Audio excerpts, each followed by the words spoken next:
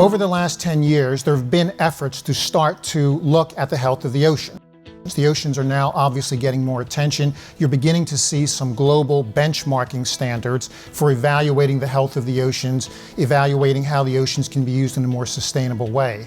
But there really is no global standard for looking at governance on the coastlines. And again, arguably, it's just as important, and if not even more important there, because of all the people who live along the coastlines. I very much believe in strong government, strong regulations. I think we have seen issues around the planet. It takes normally strong legislation to solve it. And more than strong regulation and legislation and policy, you also need strong enforcement, because otherwise it tends to not work over time. So I will make a strong plea for having very strong regulations in place, because that's the best investment long term you can make as an industry as well.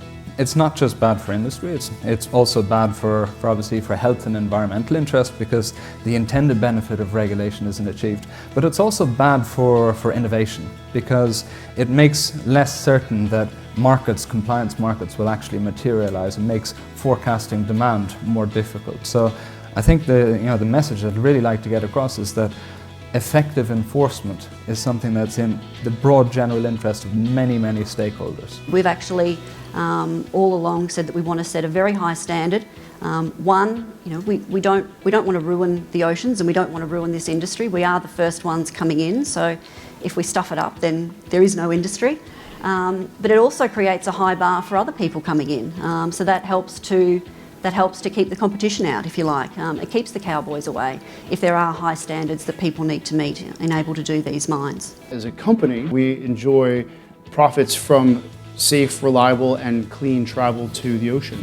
So it is very much in our industry's interest, it's very much in our company's interest to ensure that we promote and protect an asset that our customers are demanding, but also our shareholders should demand, because that's a critical component of our success. Our vision is to look at oceans in a holistic way and try to consider all aspects, social, economic, environmental. We look at oceans and at all these discussions with some sense of urgency.